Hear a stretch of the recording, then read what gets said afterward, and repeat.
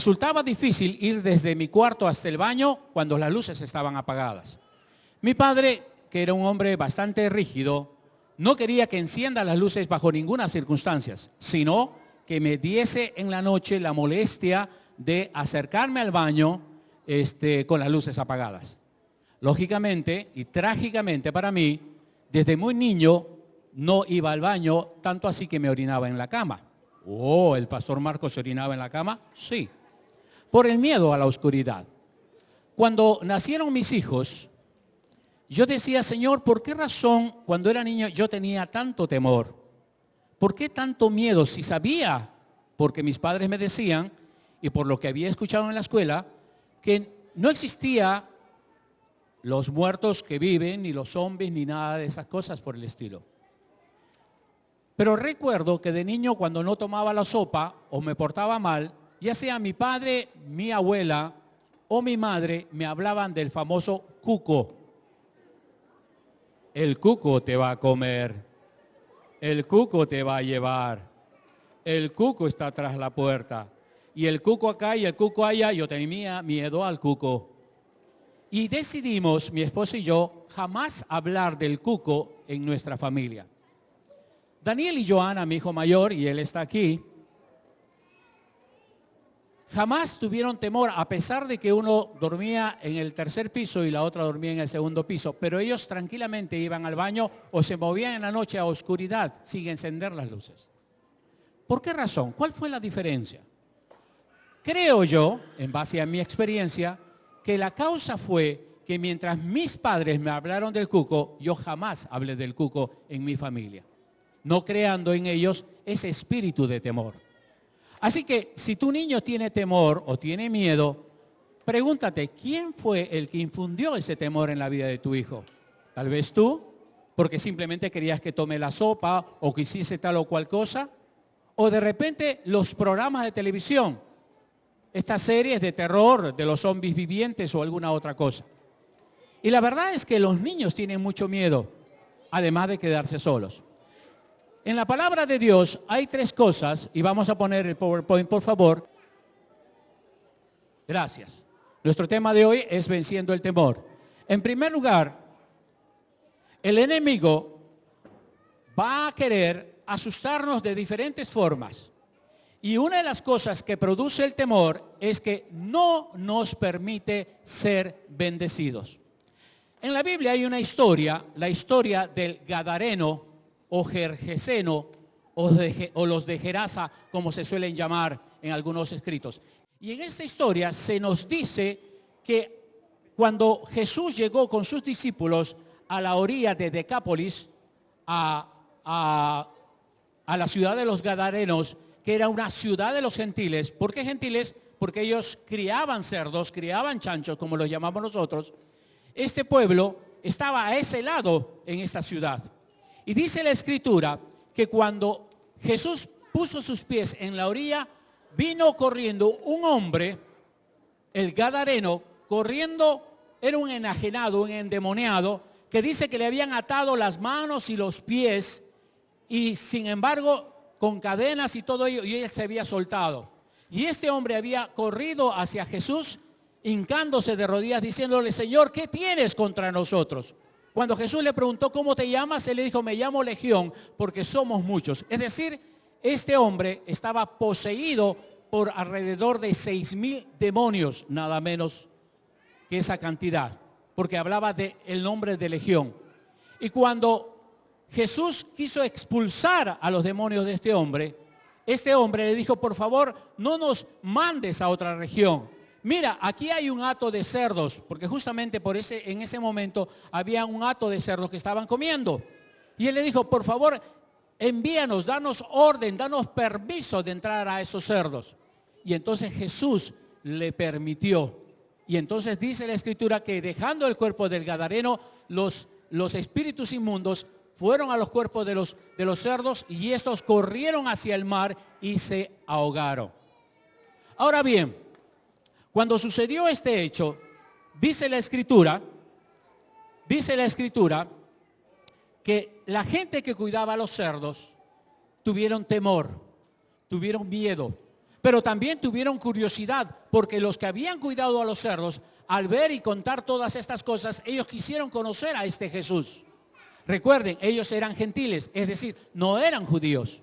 Y entonces cuando fueron donde él y vieron o escucharon lo que había sucedido, ese temor de estos gadarenos les impidió que Jesús se quedase en ese lugar para obrar más milagros. Es decir, Jesús tuvo que irse porque ellos le dijeron, Señor, por favor, te rogamos que te vayas. Es decir, el temor, en lugar de dejarles ver a ellos la autoridad y el poder de Jesús de vencer al mal, si se dieron cuenta, el enemigo estaba pidiendo permiso para entrar, ¿dónde? Los cerdos. En otras palabras, Satanás no puede actuar con libre albedrío si es que Dios no se lo permite. Y solamente así Satanás puede actuar. Y sabemos que el que está en nosotros es más poderoso que el que está en el mundo. ¿Amén? Entonces, cuando los gadarenos no quisieron que Jesús estuviese y los cerdos se fueron al mar a ahogarse, dice que este hombre fue encontrado con sus vestiduras y de manera coherente estaba hablando con Jesús. Pero aún así, viendo la evidencia, dice la Escritura que ellos no quisieron que Jesús se quedase. El temor no permite que haya bendición en tu familia, en tu ciudad, en tu nación. Y eso fue lo que sucedió con los gadarenos. Ahora, quiero que piensen en esto. Este hombre, al verse completamente sano, le dijo, Señor, yo quiero ir contigo también, ser uno de tus discípulos. Y dice la Escritura que Jesús no se lo permitió, sino le dijo, ve a tu familia y cuéntale cómo la misericordia de Dios ha hecho todas estas cosas contigo. Y saben ustedes una cosa, Él lo hizo. Él lo hizo. Y podemos decir que fue el primer misionero a los gentiles. No fue Pablo, sino fue este gadareno. La segunda cosa que produce el temor es que no nos permite mantenernos firmes. ¿Cuántos de aquí pueden decir que tienen fe? ¿Pueden levantar su mano? Amén. Bien. La Biblia dice que si tuvieres fe como un grano de mostaza, le dirías a este monte, quítate y échate en el mar, y así sucedería, ¿verdad? Pero lo cierto es que, no sé si alguno lo ha intentado, pero no pasa eso. Entonces quiere decir que nuestra fe probablemente sea mucho más pequeña que un grano de mostaza. ¿Alguno de ustedes ha visto el grano de mostaza, la semilla de mostaza? Es chiquitita, es como la cabeza de un alfiler, muy pequeña. Pues bueno, en esta segunda historia, en donde vemos que el miedo no nos permite mantenernos firmes, se trata de lo siguiente. Esto sucedió inmediatamente después de la alimentación de las 5,000 personas. ¿Se acuerdan? Que fueron alimentadas con 2 peces y 5 panes. ¿Se acuerdan la historia? Bien. Cuenta la historia que Jesús, inmediatamente de haber hecho este milagro, les dijo a sus discípulos que suban a la barca y que vayan a Betania, y que luego él iría mientras despedía a la gente. Y cuando él estaba mirando a lo lejos, dice que subió al monte a orar y vio cómo los discípulos remaban y resultaba muy difícil para remar porque estaban contra la corriente, contra el viento. Entonces, muy de madrugada, entre las 3 y 6 de la mañana, él decidió acercarse a sus discípulos. Y cuenta la historia bíblica que él comenzó a caminar por el agua, sobre el agua.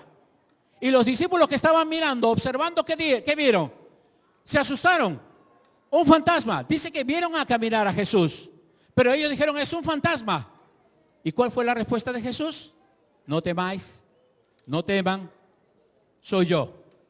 Ahora, dentro de la barca había un discípulo, al cual todos conocemos como el más osado, el que siempre habla antes de pensar. ¿Su nombre? Exacto, Pedro. Y él le dijo, Señor, si realmente tú eres, haz ¿qué cosa? Que yo camine sobre el mar. Y Jesús, ¿qué le dijo? Ven, Pedro, ven para acá. Y Pedro dice que saltando de la barca comenzó a caminar. ¿Sí o no? Pero mientras caminaba, en lugar de mirar a Jesús, él comenzó a sentir el viento fuerte, mirar las olas tan altas, a tener miedo, a hundirse y clamar, Señor Jesús, sálvame. Y Jesús lo tomó de su mano y lo levantó. Y le dijo, hombre de poca fe. La traducción para decir hombre de poca fe es aquel hombre que tiene una fe fluctuante, una fe que es inestable. Hace un momento yo le dije, levante la mano a los que tienen fe. Y ustedes la levantaron. Pero ¿cuánto de su fe realmente permanece? Es fácil tener fe cuando las cosas en la casa van bien. Pero cuando las cosas no van bien, entonces empezamos a dudar si realmente el Señor nos va a ayudar o no. Dice la Escritura que apenas Pedro y Jesús subieron a la barca, el mar se aquietó. Y dice que los discípulos se arrodillaron frente a Jesús y dijeron verdaderamente, este es el Hijo de Dios. Ahora quiero que piensen un poco en esto. ¿Cuándo sucedió este acontecimiento? Inmediatamente después del milagro de la alimentación de los 5,000. ¿Sí o no? O sea, que ellos habían visto cómo los alimentos se habían multiplicado. Solo 2 peces y 5 panes. Sin embargo, dice la Escritura que en este momento, solo en este momento, ellos pensaron que quien estaba en la barca era el Hijo de Dios. ¿Qué había pasado con sus mentes? El temor había embotado sus mentes. Y la palabra embotar en el diccionario significa que están confundidos, que su capacidad de inteligencia está siendo reducida. En otras palabras, querido hermano, cuando tú tienes temor, el temor no te hace permanecer firme en la fe. Entonces pregúntate, ¿es posible que tu inteligencia por el temor se haya reducido? ¿Es posible que tu mente esté embotada y no puedas tú permanecer firme en la fe? Pues el temor hace esta segunda cosa. No te ayuda a permanecerte firme en la fe y siendo fiel al Señor. Y finalmente, y con esto termino,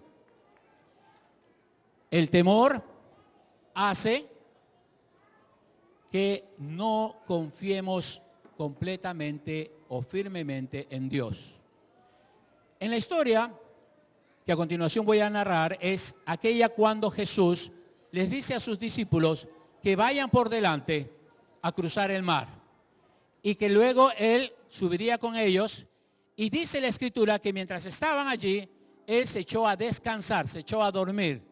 Una de las versiones dice que puso una almohada bajo su cabeza y se echó a descansar. En ese momento, dice la Escritura que se levantó una tremenda tempestad. Los vientos se levantaron y los discípulos comenzaron a asustarse. Tanto fue así que comenzaron a despertar a Jesús diciéndole, Señor, sálvanos. Mira que las olas hacen que el agua caiga sobre la barca y ésta se va a hundir. ¿No tienes temor de que perezcamos, de que muramos? Y despertaron al Señor Jesús. Ahora, puede haber tempestades en nuestra vida, situaciones muy tristes, pero si estamos con Jesús, como el punto de poder decía, no temo, el Señor está conmigo. Si realmente lo creemos, podrá venir la tempestad que quiera, la situación difícil que podemos pasar, pero si Jesús está conmigo, tendremos la victoria. ¿Amén? ¿Lo creen? Claro que sí. Entonces, dice que el Señor Jesús se puso de pie y ordenó al viento, ordenó a las aguas a callarse, a enmudecer, y dice que hubo un gran silencio, una gran calma, una gran tranquilidad. Y en ese momento dice que los discípulos se preguntaron, ¿quién es este que aún los elementos de la naturaleza le obedecen? Ahora, si ustedes han leído las Escrituras, y yo creo que lo hacen, se dan cuenta que allá en Egipto, el Dios Todopoderoso, el Creador, Jehová, Él era Dios de todos los elementos. ¿Se acuerdan? Abrió el Mar Rojo, la nube que cubría del sol, del calor del desierto y en la noche alumbraba, la columna de fuego. ¿Se acuerdan? Pues ese mismo Dios que hizo todas esas cosas poderosas en el Antiguo Testamento estaba representado en el Hijo de Dios, nuestro Señor Jesucristo. Y si ese Dios del Antiguo Testamento es el mismo Señor en el Nuevo Testamento, nosotros no tenemos por qué tener temor. Amén. Ninguna clase de temor.